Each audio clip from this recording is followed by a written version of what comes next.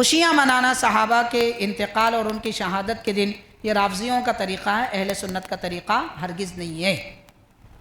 18 ذی الحجہ کا دن حضرت عثمان غنی کی شہادت کا دن ہے، تو وہ ثابت کرے حضرت غوث پاک نے یہ خوشی منائی تھی 18 کو، وہ ثابت کرے حضرت غریب نواز نے اس دن خوشی منائی تھی 18 کو، وہ ثابت کرے حضرت یوسف بابا شریف بابا نے اس دن خوشی منائی تھی 18 ذی الحجہ کو۔ یہ تو روافض کا طریقہ ہے، صحابہ کے دشمنوں کا طریقہ ہے۔ ہم دشمنوں کی روش پر نہ چلیں، اللہ والوں کے طریقے پر چلیں۔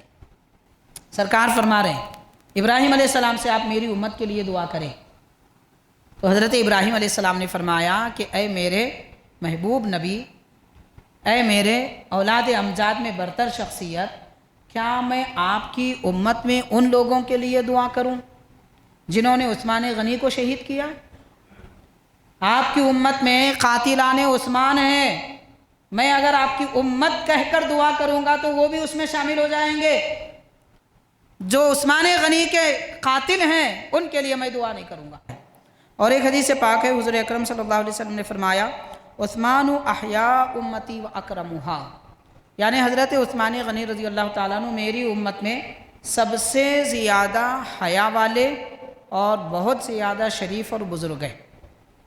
نبی پاک صلی اللہ علیہ وسلم حضرت عثمان غنی کی تعریف میں فرما رہے ہیں۔ اور ایک حدیث پاک میں فرمایا عثمان فی الجنہ، حضرت عثمان غنی رضی اللہ تعالیٰ عنہ جنت میں ہیں، ہوں گے، ہیں، یعنی ان کا مقام بنایا گیا ہے جنت میں۔ دنیا ہی میں حضور پاک صلی اللہ علیہ وسلم نے آپ کے لیے یہ خوشخبری عطا فرمائی ہے۔ اور عثمان حیی تستحی منہ الملائکہ، یعنی حضرت عثمان غنی رضی اللہ تعالیٰ عنہ با حیا ہیں اور فرشتے بھی ان سے حیا کرتے ہیں۔ یعنی دنیا میں ایک حیادار ایسی شخصیت ہے کہ فرشتے ان سے حیا کرتے ہیں، وہ حضرت عثمان غنی رضی اللہ تعالیٰ عنہ ہے۔ اور سرکار نے یہ بھی ارشاد فرمایا عثمان رفیقی معی فی الجنہ، کہ حضرت عثمان غنی جنت میں میرے دوست ہیں اور میرے ساتھ جنت میں رہیں گے۔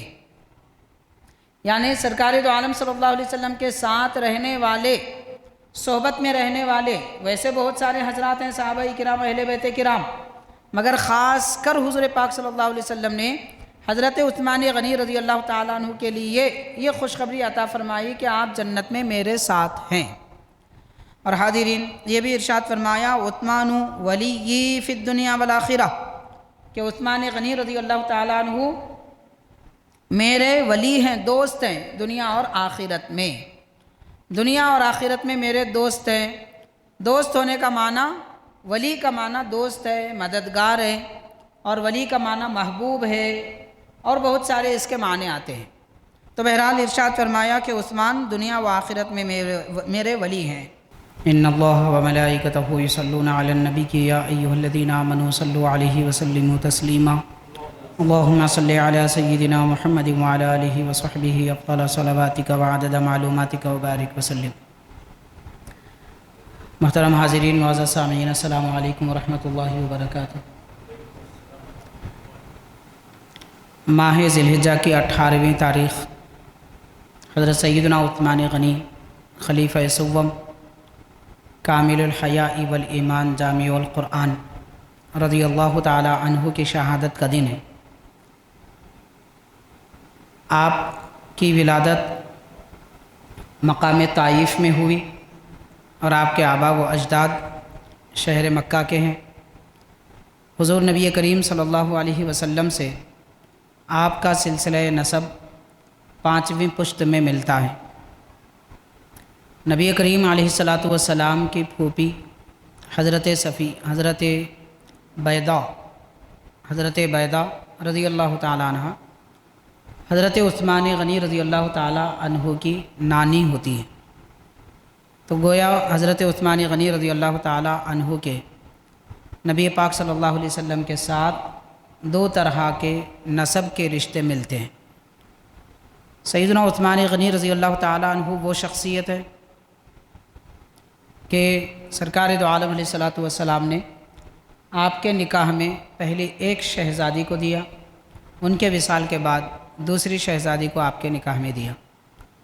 اس طرح حضرت عثمان غنی کی یہ ایک خاصیت ہے کہ ساری کائنات میں آپ کے سوا کوئی ایک بھی ایسا شخص نہیں ہے جس کے نکاح میں 2 لڑکیاں نبی کی ہوں۔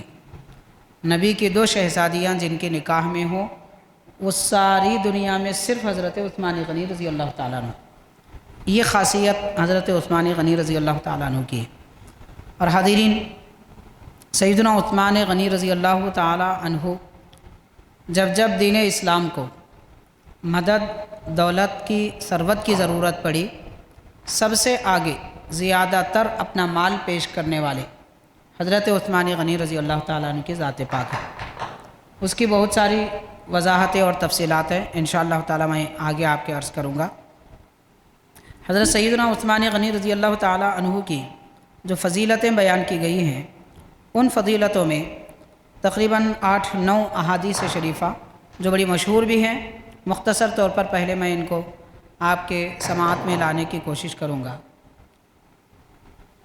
حضرت سیدنا عثمان غنی رضی اللہ تعالیٰ عنہ کے متعلق حضور نبی کریم علیہ الصلاۃ والسلام نے فرمایا، اللہم انی رضیت عن عثمان فرض عنہ، کہ اے اللہ میں عثمان غنی سے راضی ہوں، تو بھی ان سے راضی ہو جا۔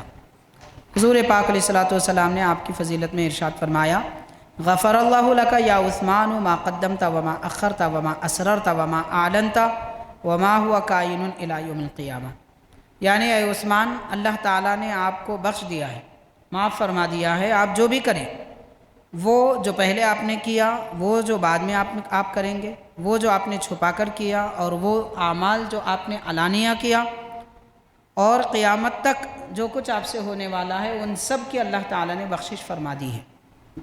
یہ اتنی بڑی بشارت اور خوشخبری ہے۔ اس کے 2 معنی ہیں۔ پہلا معنی تو بالکل واضح ہے، وہ یہ ہے کہ حضرت عثمان غنی رضی اللہ تعالیٰ عنہ سے جو کچھ بھی خلاف اولا، غیر بہتر، جس کو ہم بہتر کہہ سکتے ہیں، اس سے بھی کچھ معمولی درجے کے کوئی اعمال اگر آپ سے ہوئے ہیں، اللہ تعالیٰ نے ان کو بھی معاف فرما دیا، بخش دیا۔ یہ بالکل واضح معنی ہے۔ اور وہ اعمال جو سر عام ہوں، وہ اعمال جو پوشیدہ ہوں، وہ اعمال جو پچھلے زمانے میں ہوئے ہوں، وہ اعمال جو آنے والے زمانے میں ہوں گے، جب حضور نے فرمایا اس زمانے سے پہلے، اس زمانے کے بعد والے سارے اعمال کی بخشش ہو گئی حضرت عثمان غنی رضی اللہ عنہ کی۔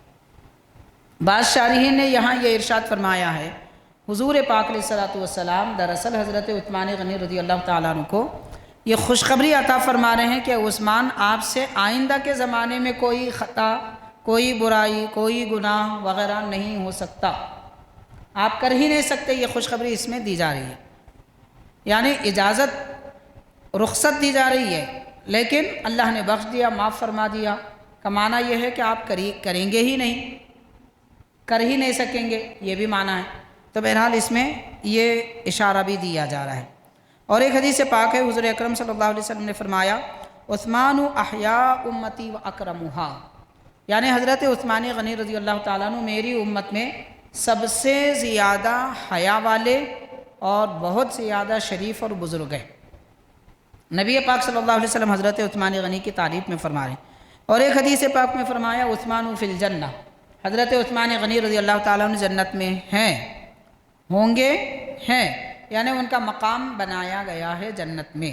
دنیا ہی میں حضور پاک صلی اللہ علیہ وسلم نے آپ کے لیے یہ خوشخبری عطا فرمائی، اور یہ بھی فرمایا، عثمان حی تستحی منہ الملائکہ، یعنی حضرت عثمان غنی رضی اللہ تعالیٰ عنہ با حیا ہیں اور فرشتے بھی ان سے حیا کرتے ہیں۔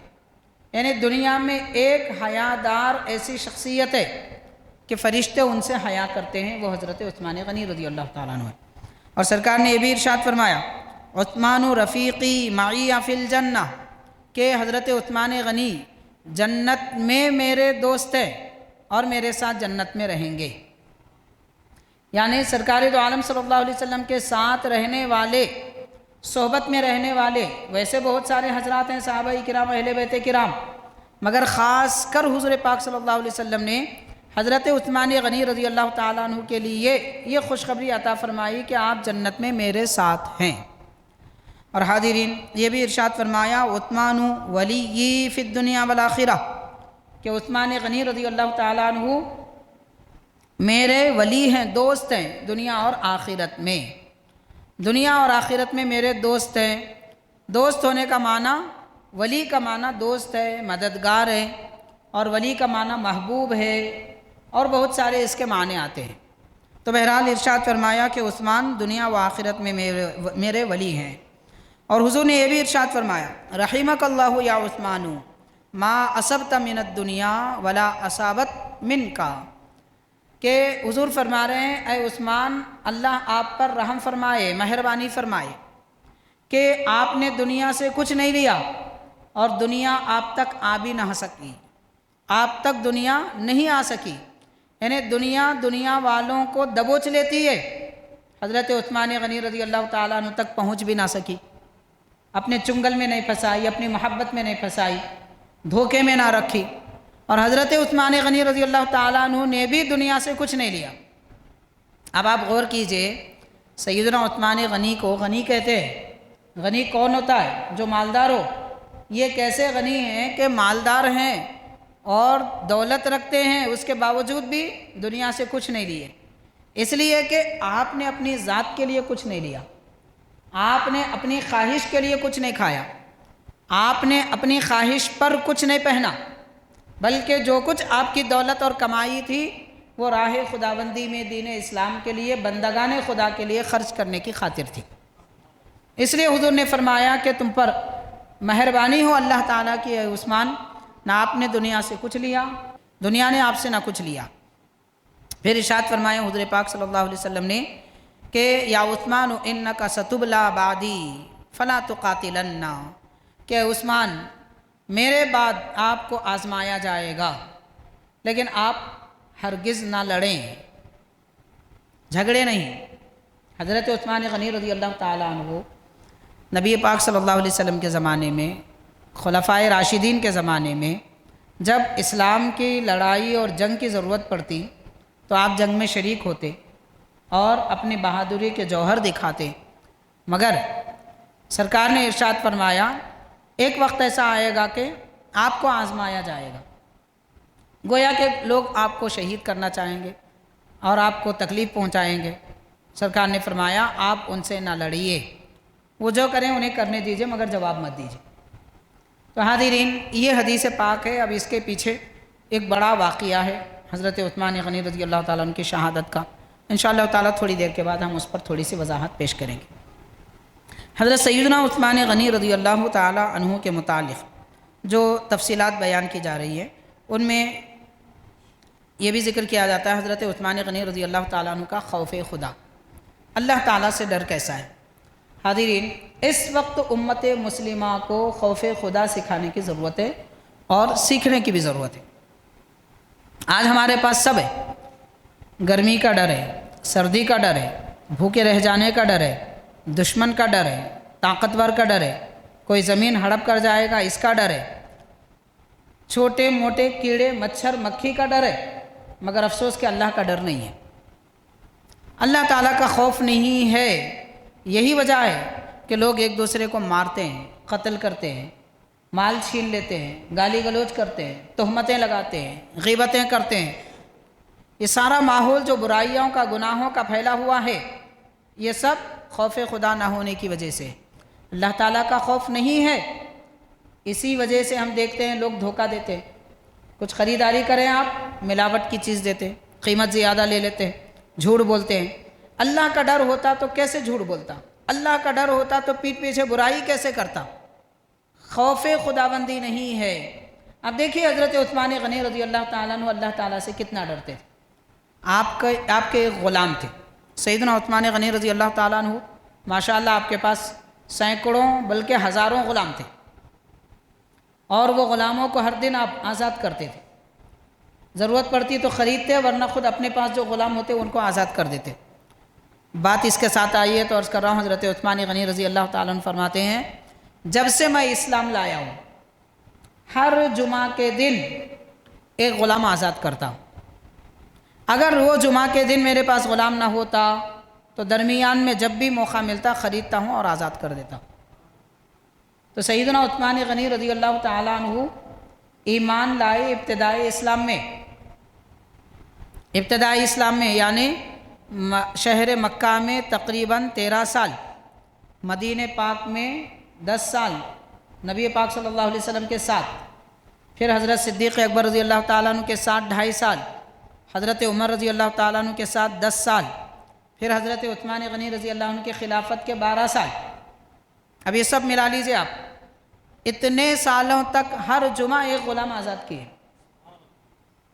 کتنے بڑے مالدار ہوں گے آپ غور کیجئے حضرت عثمان غنی رضی اللہ تعالیٰ۔ خیر، تو ان غلاموں میں سے ایک آپ کے ایک غلام تھے۔ ایک مرتبہ کسی وجہ سے حضرت عثمان غنی رضی اللہ تعالیٰ عنہ نے اپنے غلام کا کان پکڑا اور اسے دبوچا۔ نصیحت کے لیے کر سکتے ہیں، آقا غلام کے لیے کر سکتا ہے، باپ بیٹے کو کر سکتا ہے، بڑا بھائی چھوٹے بھائی کو بھی نصیحت کے لیے 2 مار بھی مار سکتا ہے، کان بھی کھینچ سکتا ہے۔ حضرت عثمان غنی رضی اللہ تعالیٰ عنہ نے اپنے غلام کا کان پکڑ لیا تھا کسی غلطی کی وجہ سے۔ پھر اسے بلا کر فرماتے ہیں کہ انی کنت عرقت اذنک فاقتص منی، اے میرے غلام، میں نے تیرا کان مروڑا تھا، اب تو مجھ سے بدلہ لے لے۔ میں تیرا کان مروڑا تھا، تو میرا غلام ہے۔ حضرت فرما رہے ہیں عثمان غنی رضی اللہ عنہ کہ تو مجھ سے بدلہ لے۔ کیسے؟ جب آپ نے فرمایا تو غلام نے آپ کا کان پکڑا، حکم تھا اس لیے عمل کیا۔ فَأَخَذَ بِأُذُنِهِ ثُمَّ قَالَ عثمان وَاشْدُدْ، جب اس نے صرف کان پکڑا تو حضرت عثمان غنی نے فرمایا سختی سے پکڑ، دبا کان کو۔ یا حبذا قصاص فی الدنیا لا قصاص فی الآخرہ، کہ دنیا میں اس کا بدلہ ہو جائے، اگر آخرت میں اس کا بدلہ لیا جائے گا تو میں کیسے برداشت کروں۔ غور کیجئے جناب، وہ لوگ جو لوگوں کو ناحق مار دیتے ہیں، تکلیفیں پہنچاتے ہیں، زندگی دوبھر کر دیتے ہیں، رات دن کا چین و سکون چھین لیتے ہیں، گالی گلوچ وغیرہ کے ذریعے تکلیفیں پہنچاتے ہیں، کیا ہوگا ان لوگوں کا؟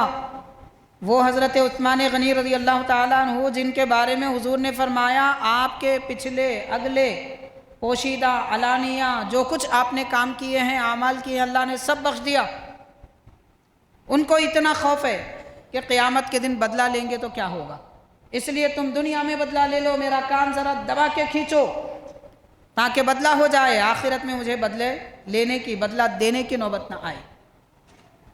تو حاضرین کرام، ایسا خوف حضرت سیدنا عثمان غنی رضی اللہ تعالیٰ عنہ کا ہے۔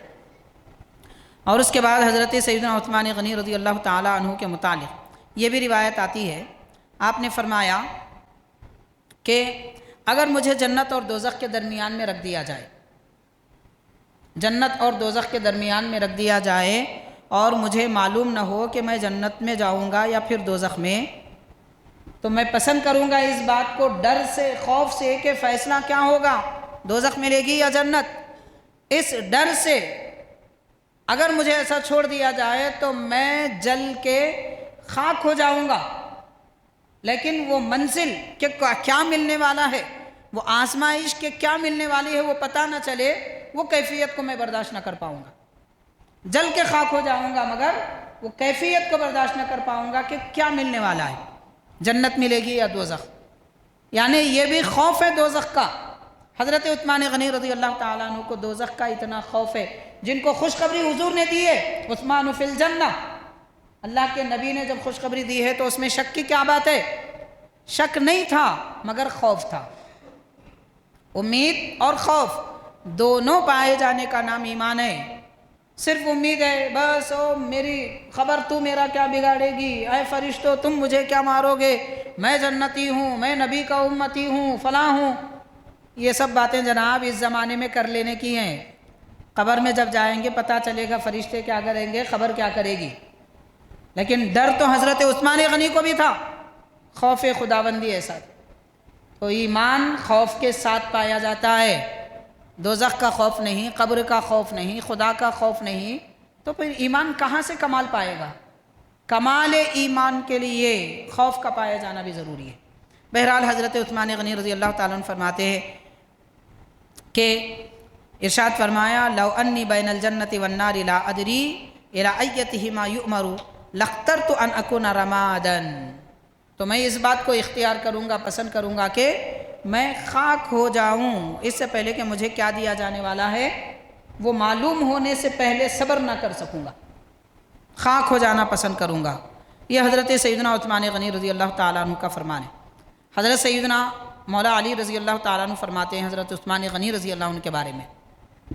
اب آپ دیکھیے حضرات، صحابہ کرام اہل بیت کرام کے بارے میں ایک لوگ طرح طرح کی باتیں کرتے ہیں، دل میں لوگوں کے کانٹے ہوتے ہیں، نفرتیں ہوتے ہیں، اور وہ صحابہ کرام اہل بیت کے بارے میں کہتے ہیں کہ ان کے دلوں میں برائیاں تھیں، ان کے دلوں میں نفرتیں تھیں، معاذ اللہ۔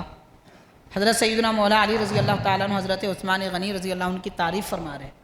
کیسی تعریف فرما رہے ہیں؟ ارشاد فرماتے ہیں اوصلونا للرحیمی واتقانا للربی کانا عثمان، یعنی حضرت عثمان غنی وہ شخصیت ہے، ہم سارے صحابہ میں، حضرت علی فرما رہے ہیں، ہم سارے صحابہ میں سب سے زیادہ رشتہ داری جوڑنے والے اور سب سے زیادہ رب سے ڈرنے والے، بڑے متقی، بڑے صلہ رحمی کرنے والے حضرت عثمان غنی ہیں۔ یہ مولا علی کا ارشاد ہے، دیکھ کر فرما رہے ہیں، کیا نہیں دیکھا ہوگا حضرت مولا علی نے سیدنا عثمان غنی رضی اللہ تعالیٰ عنہ کی زندگی میں۔ تو پتہ کیا چلا؟ حضرت مولا علی کو بھی اگر پسند ہے تو یہ بات پسند ہے کہ رشتہ داری جوڑی جائے، رشتے کاٹنا آپ کو پسند نہیں ہے۔ اور سب سے زیادہ حضرت علی کو اگر کوئی عمل پسند ہے تو وہ تقوی ہے، پرہیزگاری۔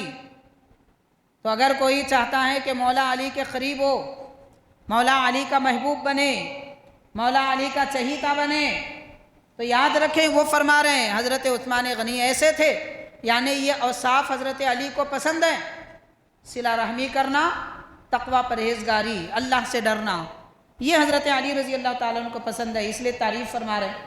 اور واقعتاً پسندیدہ افعال پسندیدہ لوگوں کی ہی آپ تعریف فرماتے ہیں۔ حاضرین کرام، یہ سیدنا عثمان غنی رضی اللہ تعالیٰ عنہ کے متعلق کچھ اہم احوال اور آپ کے زندگی کے کچھ احوال اور کیفیتیں ہیں۔ ان میں سے یہ بھی بتایا جا رہا ہے کہ حضرت سیدنا عثمان غنی رضی اللہ تعالیٰ عنہ فرماتے ہیں کہ جس دن شہادت آپ کی ہونے والی تھی، راوی غالباً حضرت ابو ہریرہ رضی اللہ عنہ فرماتے ہیں کہ میں حضرت عثمان غنی رضی اللہ تعالیٰ عنہ کے پاس اس دن صبح گیا جس دن آپ کی شہادت ہوئی، تو آپ نے ارشاد فرمایا کہ آج میرے خواب میں حضرت ابو بکر و عمر رضی اللہ تعالیٰ عنہ آئے تھے۔ جب آپ کی شہادت تھی تب کا یہ ذکر ہے، آج میرے خواب میں حضرت ابو بکر و عمر رضی اللہ تعالیٰ عنہ آئے تھے اور انہوں نے مجھ سے فرمایا، حضرت عثمان غنی سے فرمایا، کیا فرمایا؟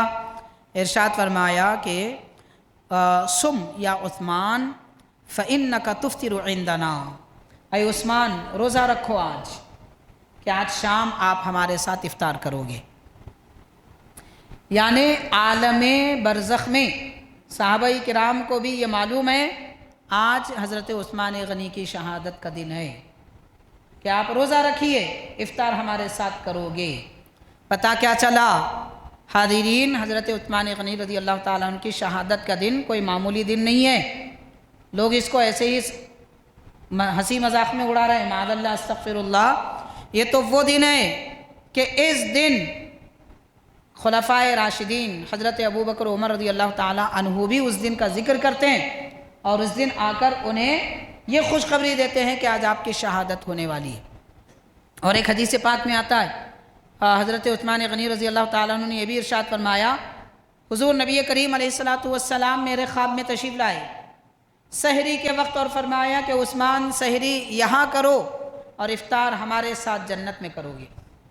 تو سرکار نے بھی پہلے ہی خوشخبری حضرت عثمان غنی رضی اللہ تعالیٰ عنہ کو عطا فرمائی ہے۔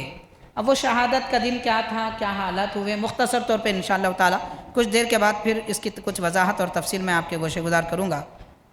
حاضرین، حضرت سیدنا عثمان غنی رضی اللہ تعالیٰ عنہ ارشاد فرماتے ہیں، اپنی خاص باتیں حضرت خود اپنے طور پہ فرما رہے ہیں۔ ارشاد فرماتے ہیں کہ اللہ تبارک و تعالیٰ سے میں نے 10 اہم باتیں میں نے اللہ تعالیٰ کے سے مانگی اور زندگی میں وہ اعمال میں نے اللہ کے لیے کیا۔ 10 کام ایسے ہیں، حضرت عثمان غنی فرماتے ہیں، ان میں سے چند بیان کر رہے ہیں۔ ارشاد فرماتے ہیں کہ سب سے اہم بات یہ ہے کہ سب سے پہلے ایمان لانے والوں میں میں چوتھا ہوں، مجھ سے پہلے 3 لوگ ایمان لائے تھے۔ حضرت عثمان غنی فرما رہے ہیں، ان میں حضرت ابوبکر صدیق رضی اللہ تعالیٰ عنہ، حضرت ام المؤمنین خدیجہ رضی اللہ تعالیٰ عنہ اور حضرت سیدنا علی رضی اللہ تعالیٰ۔ تو فرما رہے ہیں حضرت عثمان غنی کہ میں چوتھا ہوں ایمان لانے والوں میں۔ اس کے بعد ارشاد فرمایا میں نے کبھی کسی بھی بات کی تمنا نہیں کی، کسی بات کی تمنا نہیں کی کہ کاش میرے پاس یہ ہوتا، میں وہ مانگتا، مجھے یہ مل جاتا، میں یہ چاہتا ہوں، مجھے یہ خواہش ہے۔ فرما رہے ہیں زندگی میں نے جب سے اسلام لایا ہوں کبھی کسی بات کی تمنا نہیں کی۔ یہ آپ کی خاصیت ہے حضرت عثمان غنی کی۔ پھر فرماتے ہیں ماشاءاللہ یہ تو بڑے کمال کی بات ہے۔ حضرت عثمان غنی رضی اللہ تعالیٰ عنہ ارشاد فرماتے ہیں جب سے میں نے حضور نبی کریم صلی اللہ علیہ وسلم کے دست مبارک پر بیعت کی، اپنا سیدھا ہاتھ حضور کے دست مبارک پہ رکھا، ارشاد فرماتے ہیں اس کے بعد سے کبھی میں نے اپنا سیدھا ہاتھ مقام شرم کو نہیں لگایا، شرمگاہ کو کبھی اپنا ہاتھ نہیں لگایا جب سے کہ حضور کے دست مبارک پر بیعت کی۔ حاضرین، یہ حدیث پاک نقل کر کے حضرت شیخ الاسلام عارف باللہ سیدنا امام محمد انوار اللہ فاروقی رحمۃ اللہ علیہ ارشاد فرماتے ہیں نہیں معلوم حضرت عثمان غنی رضی اللہ تعالی عنہ نے حضور پاک صلی اللہ علیہ وسلم کے دست مبارک سے کیا فیض، کیا برکتیں، کیا انوار پائی تھی کہ زندگی بھر کبھی اس ہاتھ کو مقام شرم کے لیے استعمال نہیں کیا، اور وہ فیض، وہ برکتیں، وہ انوار حضرت عثمان غنی دیکھتے محسوس کرتے تھے۔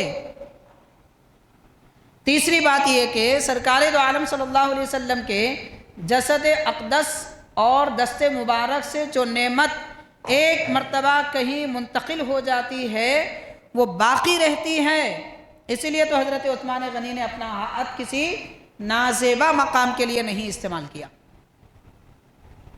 پھر حاضرین اس کے بعد حضرت یہ بھی فرماتے ہیں شیخ الاسلام رحمۃ اللہ علیہ کہ نہیں معلوم لوگوں نے آپ کو کتنا ٹوکا ہوگا اور کتنے لوگوں کے تانے آپ نے سنے ہوگے کہ یہ بھی کوئی بات ہے، بیعت کر لیے ایک مرتبہ اس کے بعد ہاتھ استعمال نہیں کیا مقام شرم کے لیے، تو نہیں معلوم لوگوں نے کیا کیا بولا ہوگا کہ آپ جب یہ سنائیں تب حضرت عثمان غنی رضی اللہ تعالیٰ عنہ مگر کسی بات کی پرواہ نہیں کیے۔ آپ چونکہ سرکار کے برکات کو دیکھا کرتے تھے اس لیے کسی کی پیروی، کسی کی پرواہ نہیں کرتے تھے۔ بہرحال حاضرین کرام، حضرت سیدنا عثمان غنی رضی اللہ تعالیٰ عنہ ایسے حیا والے کامل الحیا ہیں کہ نبی پاک صلی اللہ علیہ وسلم کے دست مبارک سے ایک بار ہاتھ مس ہو جاتا ہے پھر اسے کہیں اور استعمال نہیں کرتے تھے۔ اور آپ یہ بھی ارشاد فرماتے ہیں کہ ہر جمعہ کے دن، جیسا کہ ہم نے ابتدا میں عرض کیا، ہر جمعہ کے دن ایک غلام حضرت عثمان غنی رضی اللہ تعالیٰ عنہ آزاد کرتے تھے۔ حاضرین، سیدنا عثمان غنی رضی اللہ تعالیٰ عنہ کے متعلق پیارے آقا صلی اللہ علیہ وسلم نے ایک اور حدیث پاک بھی ارشاد فرمائی ہے، یہ تو بڑے کمال کی حدیث ہے۔ حضور نے ارشاد فرمایا انا نشبہ عثمان بابینا ابراہیم صلی اللہ علیہ وسلم، کہ ہم، حضور فرماتے ہیں ہم سب عثمان غنی کو ہمارے والد ابراہیم علیہ السلام کے جیسا دیکھتے ہیں، یعنی حضرت عثمان غنی رضی اللہ تعالیٰ عنہ کا حلیہ، چہرہ مبارک، چہرے کی رونق، آپ کی شباہت، آپ کا قد و خال حضرت ابراہیم علیہ السلام کے جیسا تھا۔ یہ کون فرما رہے ہیں؟ پیارے آقا حبیب کریم صلی اللہ علیہ وسلم۔ اور کیا فرما رہے ہیں؟ یہ نہیں فرما رہے ہیں میں سمجھتا ہوں، میں دیکھتا ہوں، حضور دیکھیں، حضور سمجھے، وہی سب سے بڑی دلیل ہے، لیکن اتنا نہیں فرما رہے ہیں ہم سب یعنی کل انبیاء، نبیوں کا زمرہ، یعنی حضرت ابراہیم علیہ السلام اور ان کے بعد جتنے انبیاء آئے ہیں، پہلے گزرے ہیں، وہ ایک دوسرے کو دیکھتے ہیں عالم برزخ میں، عالم ارواح میں، جیسا کہ حدیث بخاری ہے۔ اب یہ بات کسی کو نہیں سمجھ میں آ سکتی اس لیے میں عرض کر رہا ہوں، آپ نے سنا ہوگا معراج کی شب تمام انبیاء کرام حضور پاک صلی اللہ علیہ وسلم کی اقتداء میں نماز پڑھنے کے لیے بیت المقدس تشریف لائے تھے، تو وصال کے بعد بھی انبیاء کرام حیات ہیں، زندہ ہیں، بخاری کہتی ہے، اسی لیے تو ملاقات کی تھی۔ دوسری بات، صحیح بخاری میں ہر سال جب حاجی حج کرتے ہیں لبیک کہتے ہیں تو کل انبیاء کرام بھی حج کرنے کے لیے تشریف لاتے ہیں اور لبیک کہتے ہیں۔ انبیاء کرام لبیک کہتے ہیں، حج کرنے کے لیے آتے ہیں، تو حضور فرما رہے ہیں ہم سب نبی عثمان غنی کو ابراہیم علیہ السلام کے جیسا دیکھتے ہیں۔ دیکھتے ہیں سب مگر حضور فرما رہے ہیں کہ ہم دیکھتے ہیں۔ تو پیارے آقا علیہ الصلوۃ والسلام نے اپنے جد امجد حضرت ابراہیم علیہ السلام کو دیکھا، عثمان غنی کو بھی دیکھا کہ یہ بھی ابراہیم علیہ السلام کے جیسے ہیں۔ بہرحال حاضرین کرام، نبی کریم صلی اللہ علیہ وسلم نے حضرت عثمان غنی رضی اللہ تعالیٰ عنہ کے حلیے کی بھی تعریف کی ہے، چہرے اور شباہت کی بھی تعریف فرمائی ہے۔ یہ حضرت عثمان غنی کا مقام اور مرتبہ ہے۔ حاضرین، سیدنا عثمان غنی رضی اللہ تعالیٰ عنہ کو حضرت عبد الرحمن بن عوف رضی اللہ تعالیٰ عنہ فرماتے ہیں، حضرت عثمان غنی رضی اللہ تعالیٰ عنہ نے غزوہ تبوک کے موقع پر جب حضور پاک علیہ الصلوۃ والسلام نے اعلان فرمایا لشکر جمع ہونے کے لیے، صحابہ اکرام کا لشکر جمع ہوا، غزوہ تبوک کا موقع تھا، تو لشکر کے پاس ساز و سامان نہیں تھا، سواریاں نہیں تھی، کھانے پینے کی اشیاء نہیں تھی، اور سفر کی دیگر ضروریات نہیں تھی۔ تو نبی کریم صلی اللہ علیہ وسلم نے اعلان فرمایا من یجہز جیش العسرہ، کہ یہ تنگی کا لشکر ہے، تبوک کے لیے جانا چاہتا ہے، کون ان کی مدد کرے گا، ان کے لیے تیاری کرے گا۔ عبد الرحمن بن عوف رضی اللہ تعالیٰ عنہ فرماتے ہیں حضرت عثمان غنی رضی اللہ تعالیٰ عنہ نے اس وقت تقریباً 700 اوقیہ لشکر کے لیے دیا۔ اوقیہ کیا ہوتا ہے؟ سونے کی ایک مقدار، ایک وزن کو کہتے ہیں۔ کتنا ہوتا ہے حاضرین؟ اوقیے کا وزن اس زمانے کے لحاظ سے کیا جائے تو تقریباً 31 گرام سونا ہوتا ہے۔ 31 گرام سونا مطلب 3 تولہ 1 گرام سونے کا ایک اوقیہ، اور ایسا آپ نے 700 اوقیے لشکر کے لیے عطا فرما دیے۔ اس کو اگر ہم جوڑیں گے تو تقریباً 2 کلو سونا ہوتا ہے۔ تو 2 کلو سونا ایک وقت میں آپ نے اسلام کو دیا۔ حضرت عثمان غنی رضی اللہ تعالیٰ عنہ ایسے غنی ہیں کہ دیتے ہیں تو بے گنتی کے دیتے ہیں۔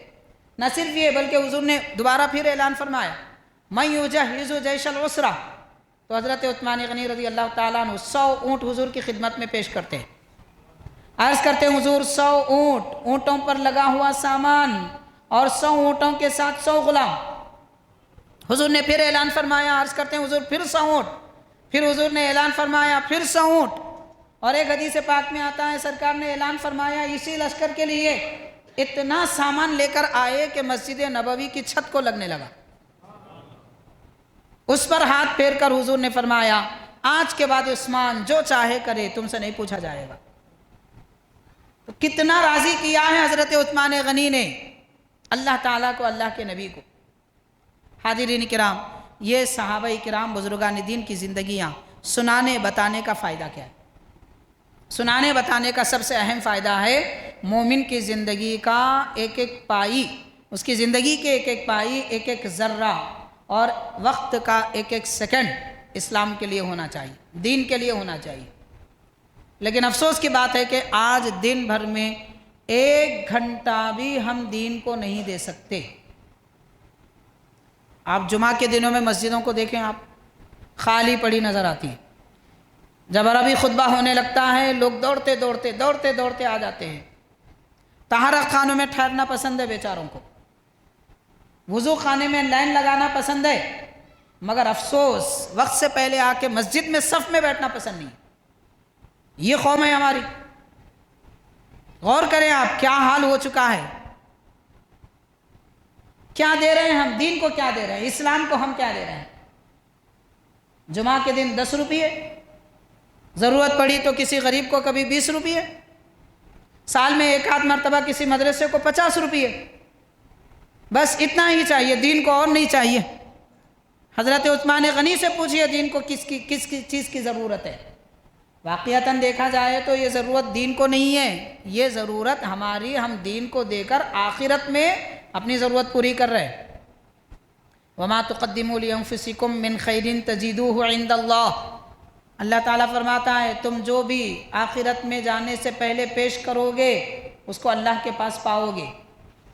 نہ اللہ محتاج ہے ہماری دولت کا، نہ دین محتاج ہے، نہ ہمارے آقا محتاج ہیں، لیکن بتایا اس لیے جا رہا ہے کہ تم خرچ کرو گے، ضرورت کے لیے دین پر کام آؤ گے، اپنا وقت صرف کرو، اپنی عقل صرف کرو، اپنا علم خرچ کرو، اپنی دولت خرچ کرو، طاقت رب نے دی ہے طاقت خرچ کرو دین کے لیے، تو وہ تمہارے کام آئے گی۔ حضرت عثمان غنی رضی اللہ تعالیٰ عنہ کی صاف ستھری زندگی سے ہم کو اللہ کی راہ میں خرچ کرنے کا سلیقہ ملتا ہے۔ آج ہم فقیر کو 5 روپے دے کے خوش ہو جاتے، بہت دے دیا انہیں۔ بہرحال حاضرین کرام، بزرگان دین کی زندگی سے ہمیں سمجھنا چاہیے۔ اب اس کے بعد ایک اور پہلو ہے حاضرین، یہ بات اکثر میں عرض کرتا ہوں، حضرت سیدنا عثمان غنی رضی اللہ تعالیٰ عنہ، ابو بکر صدیق رضی اللہ تعالیٰ عنہ، حضرت عمر رضی اللہ تعالیٰ عنہ اور دیگر صحابہ کرام ہیں کہ ہماری قوم میں کچھ ایسے لوگ ہیں جن کو رافضی کہتے ہیں۔ ان کا کام صحابہ کرام کو گالی دینا ہے اور ان کی توہین کرنا۔ نبی کریم صلی اللہ علیہ وسلم نے جن صحابہ کی تربیت فرمائی، پرورش فرمائی، ایک مرتبہ حضور نے ان کو دیکھا تو ان کی معراج ہو گئی۔ وہ صحابہ کرام جو ایمان لائے ماشاءاللہ، ایک لمحے کے لیے بھی کیوں نہ ہو حضور کی صحبت ملی، وہ صحابی ہے۔ تو حاضرین آپ غور کریں، آج تو لوگ جو ہے تھوڑی دیر کوئی ایمان لائے تو ان کو صحابی ماننے کو تیار نہیں ہے۔ پھر یہی لوگ کیا بولتے ہیں، ہمارے ابا کا کوئی مرید ہو گیا ان جنتی، ان کے ابا کا مرید ہوا تو جنتی، اور نبی پر ایمان لائے تو جنتی نہیں۔ اتنی تو بدبختی ہے قوم کی، اتنا تو برا حال ہے ہماری قوم کا، کیسے کیسے گندگیاں ذہنوں میں پھیلی ہوئی ہیں، آپ غور کیجئے۔ افسوس کی بات ہے۔ اس لیے حضرت سعد بن ابی وقاص رضی اللہ تعالیٰ عنہ، حضرت عبد الرحمن بن عوف رضی اللہ تعالیٰ عنہ، حضرت طلحہ رضی اللہ تعالیٰ عنہ اور حضرت امیر معاویہ رضی اللہ تعالیٰ عنہ، ایسے صحابہ کرام کو یہ لوگ گالی دیتے ہیں معاذ اللہ۔ خالد بن ولید جیسی شخصیت کو صحابی ماننے کو تیار نہیں ہے۔ یہ حال ہے آج قوم کا۔ ایسے گمراہ نکل چکے ہیں سوشل میڈیا پر، اس لیے سوچ سمجھ کر سنیے، سوچ سمجھ کر پڑھیے۔ دیکھیے کچرے کی کنڈی میں ہیرے بھی اگر گرے ہوئے ہیں، گندگی میں اگر پڑے ہوئے ہیں، تو آدمی کچھ دیر کے لیے کتراتا تو ہے کہ وہ ہوں گے ہیرے، مگر ہے تو کچرے کی کنڈی میں، کیسے ہاتھ ڈالو؟ تو یہ انٹرنیٹ جو ہے یہ بھی گندگی کا کنواں ہے۔ اس کے اندر کہیں کہیں آپ کو اسلام اور حقیقت اور حقانیت کے موتی کہیں مل جاتے ہیں۔ اس کے برخلاف میں آپ مسجد میں آئیں گے، مدرسے میں آئیں گے، علماء دین کے پاس بیٹھیں گے، 100% یہاں پر اسلام ملے گا۔ تو کیوں اچھا راستہ چھوڑ کر خامخواہ کے انٹرنیٹ سے علم سیکھنا چاہتے ہو؟ کیا وہ آدمی عقل مند ہے جو سمندر کے کنارے سے موتی اٹھاتا ہے، یا پھر وہ آدمی عقل مند ہے جو کچرے کی کنڈی میں سے 1-2 ہیرے اٹھاتا ہے؟ عقل مند ہم کس کو کہیں گے؟ اس لیے حاضرین، جب آپ سرچ کریں گے دین کی کوئی بات، چاہے آپ یوٹیوب پہ کریں، گوگل پہ کریں اور کسی بھی پیج پر کر لیں، لیکن آپ کے سامنے جو آتا ہے وہ 80-90% گندگی ہوتی ہے اور 10% صحیح ہوتا ہے، دونوں ملے ہوئے ہوتے ہیں۔ دودھ میں پانی ملا ہوا ہے، اب پانی کو دودھ سے علیحدہ کرنے کا کام آپ کا ہے۔ اتنی محنت تو نہیں کر سکتے، اس لیے جہاں خالص دودھ ہے وہاں چلے جائیے۔ کیوں خامخواہ کے اپنا وقت ضائع کرتے ہیں، مشکلات میں پڑتے ہیں؟ بہرحال حاضرین کرام، اب یہ جو بات میں عرض کرنے والا ہوں اس سے متعلق تھوڑی سی ابتدائی چند باتیں تھیں۔ وہ یہ ہے کہ حضرت ابو ذر رضی اللہ تعالیٰ عنہ صحابی رسول ہیں۔ حضرت عثمان غنی رضی اللہ تعالیٰ عنہ نے اپنے دور خلافت میں حضرت ابو ذر رضی اللہ تعالیٰ عنہ کو مدینہ شریف سے جانے کے لیے کہا، فرمایا کہ آپ ربضہ نامی مقام پر چلے جائیں، مدینہ پاک سے کچھ فاصلے پر ہے، دور ہے، آبادی سے بہت زیادہ دور، چھوٹا سا ایک مقام ہے، وہاں پر تو آبادی بھی نہیں تھی اس زمانے میں، ربضہ نام ہے، وہاں پر آپ چلے جائیے۔ عثمان غنی رضی اللہ تعالیٰ عنہ امیر ہے، خلیفہ ہے، حکم دیا آپ کو ابو ذر رضی اللہ تعالیٰ عنہ کو، وہ چلے گئے۔ کیوں حکم دیے؟ اس کے پیچھے بہت ساری تفصیلات ہیں۔ خیر ایک بات میں عرض کروں گا، حضرت ابو ذر رضی اللہ تعالیٰ عنہ بے انتہا پرہیزگار شخصیت، صحابہ کرام میں اتنے زیادہ پرہیزگار، اتنے زیادہ محتاط کوئی اور دوسرے نہیں تھے۔ ہر ایک کی ایک خاصیت ہوتی ہے، اتنے زیادہ محتاط، کتنے کہ آپ ایک دینار ایک درہم بھی کبھی اپنے پاس نہیں رکھتے تھے. یوں سمجھ لیجئے زندگی میں انہوں نے پیسے کو ہاتھ نہیں لگایا، مگر زندگی ساری گزری ان کی. کبھی بازار نہیں گئے، کبھی خریداری نہیں کی، کبھی کوئی چیز نہیں بیچی. ابو ذر رضی اللہ تعالیٰ، تو ان کی وہ کیفیت تھی. اب جو صحابہ کرام بازار جاتے، کمائی کرتے، ان سے فرماتے تھے بازار جا کے 1 دینار کمائیں گے پیٹھ پہ 1 داغ ہوگا، 2 دینار کمائیں گے پیٹھ پہ 2 داغے جاؤ گے. یہ بازاروں میں اعلان کرتے پھرتے تھے. تو بعض دوسرے صحابہ کرام کو اس سے تکلیف ہوتی تھی کہ ابو ذر ایسا کیوں کرتے ہیں، خود نہیں کماتے تو ہم کو کیوں روکتے ہیں. حضرت عثمان غنی رضی اللہ تعالیٰ عنہ کے پاس شکایتیں ہونے لگی. تو آپ نے کہا کہ بھئی آپ شہر میں نہیں رہ سکتے، آپ کا مزاج تنہائی پسند ہے، خانقاہی مزاج ہے. خانقاہ اس کو بولتے ہیں، اس کو کہتے ہیں خانقاہ. خانقاہ مطلب اولیاء اکرام کوئی خاص مقام بناتے تھے، وہاں پہ ذکر و اذکار کرتے اور لوگوں کو دنیا سے دور رہنے کی تلقین کرتے، اس کو خانقاہ کہتے ہیں. ابو ذر رضی اللہ تعالیٰ عنہ وہ خالص مزاج رکھتے تھے، اور یہ مزاج پورا نبی پاک صلی اللہ علیہ وسلم سے آپ میں منتقل ہوا تھا. کیونکہ حضور پاک صلی اللہ علیہ وسلم نے اعلان نبوت کے بعد کبھی کوئی کمائی حضور نے نہیں کی، کوئی نہ چیز بیچی نہ خریدی. پھر کیسے زندگی ہوتی؟ اللہ پہ بھروسہ کر کے دیکھو معلوم ہوتا کیسے زندگی ہوتی. کر کے دیکھو معلوم ہوتا. وہ کر لیے، اللہ کے نبی ہیں، وہ صحابی ہیں. اولیاء کرام بھی ویسے تھے. غریب نواز کون سا کاروبار کرتے تھے؟ بتائیے مجھے آپ. غریب نواز نے کوئی کاروبار کیا ہے؟ نظام الدین اولیاء نے کوئی کاروبار کیا ہے؟ ان کی دکانیں تھی، یا انویسٹ کرتے تھے کسی اس میں، یا پھر جو ہے ان کے پارٹنر تھے بزنس میں؟ کسی کا کچھ نہیں تھا. سب کی زندگیاں گزری ایسے گزری، روزانہ 2-2 ہزار آدمی کو کھلاتے تھے، ویسی گزری ان کی زندگی. ہم زندگی بھر کما کے بھی میاں بیوی کھا کے بچے زیادہ ہوئے تو پریشان ہیں. ارے ہم دونوں کو بس ہو رہا بھائی، بچے زیادہ ہو جا رہے ہیں. وہ کچھ نہیں کمائے مگر 2-2 ہزار آدمیوں کو کھلاتے تھے، مگر کبھی کسی سے مانگتے نہیں تھے. یہ بھی یاد رکھیں، کسی سے کبھی نہ مانگتے تھے نہ اپنے دکھڑے سناتے تھے. بھروسہ اللہ پہ کرتے تھے، اللہ تعالیٰ ان کو دیتا تھا.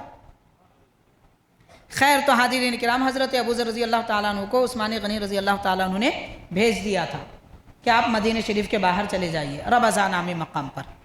ابو ذر رضی اللہ تعالیٰ عنہ نے جیسے سنا، ربضہ کا نام سنا، فوراً کہتے ہیں عثمان یہ آپ تو کہہ رہے ہیں، مگر پیارے نبی نے مجھے پہلے ہی فرما دیا تھا کہ ابو ذر تمہارا انتقال ربضہ نامی مقام پر ہوگا اور میرے ایک صحابی تمہاری جنازہ پڑھائیں گے. تو جب حضور نے پہلے فرما دیا تھا، اب تمہاری زبان سے سن رہا ہوں تو مجھے یاد آ رہا ہے، میں تیار ہوں کیونکہ حضور نے مجھے اشارہ دے دیا ہے. چھوڑ کر چلے جاتے ہیں. اب یہ ایک مسئلہ ہے، اس مسئلے کو یہ رافضی صحابہ کے دشمنی کے طور پہ پیش کرتے ہیں. حضرت عثمان غنی ابو ذر سے دشمنی نکالی کیونکہ حضرت ابو ذر ان کو طعنہ دیتے تھے، ان کو تکلیف پہنچاتے تھے، اس لیے انہوں نے ان کو شہر بدر کر دیا. یہ قصے، کہانیاں جھوٹی، یہ بدماشی کی باتیں کس کے کام آئیں گی؟ بہرحال حاضرین، حضرت ابو ذر رضی اللہ تعالیٰ عنہ کی یہ کیفیت تھی. تو ایک تابعی ہیں ولید بن سوید ان کا نام ہے، وہ فرماتے ہیں ابو ذر رضی اللہ تعالیٰ عنہ کی محفل تھی. اس محفل میں حضرت عثمان غنی رضی اللہ تعالیٰ عنہ کا ذکر آیا. تو وہ ولید فرما رہے ہیں اب مجھے جاننے کا موقع ملا کہ ابو ذر عثمان غنی کے بارے میں دل میں کیا رکھتے.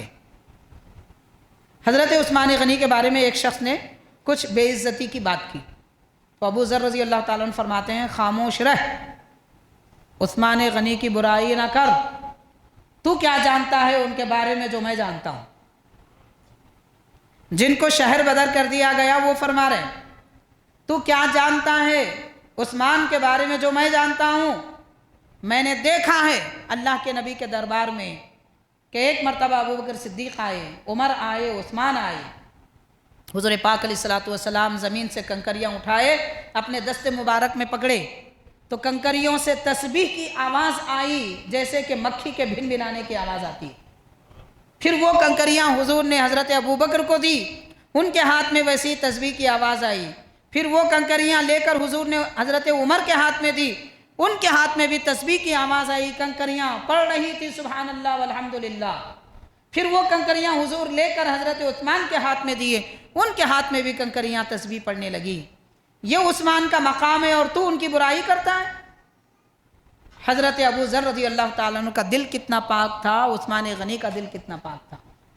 آپ معاشرے کو شرنگیزی سے بچانا چاہتے تھے کہ کہیں اختلافات نہ ہو جائیں، اس لیے حضرت ابو ذر رضی اللہ تعالیٰ عنہ کو ربضہ نامی مقام پہ بھیجا۔ لیکن حضرت ابو ذر ان کے اس طریقے سے ناراض نہیں ہوئے، کیونکہ وہ بھی جانتے ہیں کہ میرا رہنا ہی اچھا ہے، انہوں نے جو فیصلہ کیا وہ صحیح کیا، اس لیے انہوں نے دل میں کوئی برائی نہیں رکھی۔ یہ صحابہ کرام کی محبتیں ہیں۔ اب آخری ایک بات عرض کروں گا حاضرین، 18 ذی الحجہ آنے والے پیر کا دن حضرت سیدنا عثمان غنی رضی اللہ تعالیٰ عنہ کی شہادت کا دن ہے۔ شہادت کا دن ہے۔ اس دن ہمیں اپنے گھروں میں، مسجدوں میں تلاوت قرآن کا اہتمام کر کے فاتحہ نیاز کا اہتمام کرنا چاہیے۔ اپنے گھر میں اپنے بچوں کو بٹھائیں، بتائیں صحابہ کرام کی زندگی کیا ہے، حضرت عثمان غنی کی محبتیں کیا ہیں، اور آپ کس طریقے سے پاکیزگی کے ساتھ زندگی گزاری ہے۔ یہ سیرت اپنے بچوں کو سنائیں، اپنے گھر میں اپنے گھر والوں کو سنائیں، اور کچھ قرآن مجید پڑھیں، 2 رکعت نماز پڑھیں، اس کا ثواب حضرت کی خدمت میں ہدیہ پیش کریں۔ یہ تو ہو رہا ہے، مگر اب ساتھ میں کیا ہو رہا ہے معاذ اللہ، یہ جو دشمنان صحابہ ہوتے ہیں 18 ذی الحجہ کو معاذ اللہ عید کا دن مناتے ہیں۔ صحابہ کرام کے جو دشمن ہیں 18 ذی الحجہ کو عید کا دن مناتے ہیں اور اس کا نام عید غدیر دیتے ہیں۔ حاضرین کرام، ہم اہل سنت کا ایک دستور اور قاعدہ ہے، جو دن غم کا ہوتا ہے اس دن ہم خوشی نہیں مناتے۔ مثال کے طور پر عاشورے کا دن لے لیجیے، 10ویں محرم کا دن، حضرت آدم علیہ السلام سے لے کر نبی پاک علیہ السلام تک اللہ تعالیٰ نے انبیاء کو، انبیاء کی امتیوں کو نعمتیں عطا فرمائی عاشورے کے دن، خوشی کا دن تھا۔ لیکن جیسے عاشورے کے دن نبی کریم صلی اللہ علیہ وسلم کے نواسے حضرت سیدنا امام حسین رضی اللہ تعالیٰ عنہ اور آپ کے اولاد امجاد اور گھر کے افراد کی شہادت ہوئی، تب سے یہ دن غم کا بن گیا۔ تو تمام انبیاء اور اس امت کو بھی بہت ساری نعمتیں عاشورے کے دن ملی ہے، وہ ساری نعمتوں کو ہم نے اس پر پردہ ڈال دیا، غم امام حسین کو سینے سے لگا لیا۔ تو جو دن شہادت کا ہوتا ہے، غم کا ہوتا ہے، اس دن خوشیاں نہیں منائی جاتی۔ اسی لیے ہمارے اکابر اور بزرگوں کا طریقہ ہے کہ شہادت کے دن، اس سے کچھ پہلے خاص طور پر خوشیوں کے دن خوشیوں کے کام نہیں کرتے، جیسے شادی کرنا وغیرہ، یہ کام نہیں کرتے۔ ایک طریقہ ہے بزرگوں کا۔ تو حاضرین، جب امام حسین کی شہادت کے دن خوشی نہیں منائی جاتی، وہ دن عید کا دن نہیں ہو سکتا، پھر 18 ذی الحجہ عید کا دن کیسے بنے گا؟ 18 ذی الحجہ کو لوگ عید کا دن کہہ کر کیسے خوشیاں منا سکتے ہیں؟ افسوس کرنا چاہیے لوگوں کو۔ اب کوئی یہ کہے نہیں ہم عثمان غنی کی شہادت کا غم نہیں مناتے، 1 2 نہیں 10 سیرت صحابہ اور تاریخ کی کتابوں میں لکھا ہوا ہے۔ تو بہرحال حاضرین کرام، جب غم اور خوشی مان لیجئے دونوں، اگر خوشی کا دن بھی ہے، غم اور خوشی جمع ہو جائے تو غم کے دن کو منایا جاتا ہے اور غم منایا جاتا ہے۔ خوشیاں منانا صحابہ کے انتقال اور ان کی شہادت کے دن، یہ رافضیوں کا طریقہ ہے، اہل سنت کا طریقہ ہرگز نہیں ہے۔ 18 ذی الحجہ کا دن حضرت عثمان غنی کی شہادت کا دن ہے، تو وہ ثابت کرے حضرت غوث پاک نے یہ خوشی منائی تھی 18 کو، وہ ثابت کرے حضرت غریب نواز نے اس دن خوشی منائی تھی 18 کو، وہ ثابت کرے حضرت یوسف بابا شریف بابا نے اس دن خوشی منائی تھی 18 ذی الحجہ کو، وہ ثابت کرے کون عالم دین، کون بزرگان دین نے، کون اولیاء نے اس دن خوشی منائی تھی، وہ ثابت کرے کم از کم کہ امام حسن نے اس دن خوشی منائی ہو، امام حسین نے اس دن 18 ذی الحجہ کو خوشی منائی ہو۔ ہمارے اکابر بزرگوں کی کتابیں لکھی ہوئی ہیں، موجود ہیں، کہیں ایک مقام پر بھی کسی کے بارے میں کوئی تذکرہ نہیں ملتا کہ 18 ذی الحجہ کو انہوں نے اس طرح خوشی کا دن منایا تھا۔ یہ تو روافض کا طریقہ ہے، صحابہ کے دشمنوں کا طریقہ ہے۔ ہم دشمنوں کی روش پر نہ چلیں، اللہ والوں کے طریقے پر چلیں۔ اور ایک آخری بات عرض کروں گا حاضرین، حضرت یوسف بابا شریف بابا رحمۃ اللہ علیہ کے شیخ ہیں حضرت کلیم اللہ جہاں آبادی رحمۃ اللہ علیہ نے، اس سے پہلے بھی ہم نے یہ واقعہ عرض کیا ہے کہ آپ فرماتے ہیں میں نے خواب میں دیکھا حضور نبی کریم صلی اللہ علیہ وسلم، حضور پاک صلی اللہ علیہ وسلم حضرت ابراہیم علیہ السلام سے یہ گزارش فرما رہے ہیں کہ اے میرے جد امجد آپ میری امت کے لیے دعا کریں۔ سرکار فرما رہے ہیں ابراہیم علیہ السلام سے آپ میری امت کے لیے دعا کریں۔ تو حضرت ابراہیم علیہ السلام نے فرمایا کہ اے میرے محبوب نبی، اے میرے اولاد امجاد میں برتر شخصیت، کیا میں آپ کی امت میں ان لوگوں کے لیے دعا کروں جنہوں نے عثمان غنی کو شہید کیا؟ آپ کی امت میں قاتلان عثمان ہیں، میں اگر آپ کی امت کہہ کر دعا کروں گا تو وہ بھی اس میں شامل ہو جائیں گے۔ جو عثمان غنی کے قاتل ہیں ان کے لیے میں دعا نہیں کروں گا۔ حضرت ابراہیم علیہ السلام فرما رہے ہیں، تو غور کریں کہ قتل حضرت عثمان غنی کی شہادت اتنی سنگین اور یہ جرم اتنا بڑا ہے کہ عالم برزخ، عالم ارواح میں نبیوں کو بھی اس سے تکلیف ہوئی ہے، وہ بھی غم کا اظہار کر رہے ہیں، اور 18 ذی الحجہ کو لوگ خوشیاں منا رہے ہیں۔ معاذ اللہ، کتنے افسوس کی بات ہے، جانے انجانے میں لوگ کتنی بڑی غلطی کر رہے ہیں، سمجھنے کی بات ہے۔ بہرحال ساری بات کا خلاصہ یہ ہے، صحابہ کرام کی زندگیاں ہمارے لیے بہترین نمونہ ہیں، اور انہوں نے اسلام کے لیے ہمارے لیے قربانیاں جو دی ہیں اس کو ہم فراموش نہ کریں۔ دنیا میں بڑے بڑے مالدار بادشاہوں کو تو ہم یاد رکھتے ہیں، ان بادشاہوں کو یاد رکھیں جنہوں نے اسلام پر احسان کیا ہے۔ وہ سلاطین ہیں، وہ خلفاء ہیں، خلفائے راشدین ہیں، اہل بیت کرام ہیں، صحابہ کرام۔ اللہ تعالیٰ ان سب کا فیض ہم کو عطا فرمائے، برکتوں سے مالا مال فرمائے۔ صلی اللہ تعالی وسلم علی خیر خلقہ سیدنا محمد وآلہ واصحابہ اجمعین، والحمد للہ رب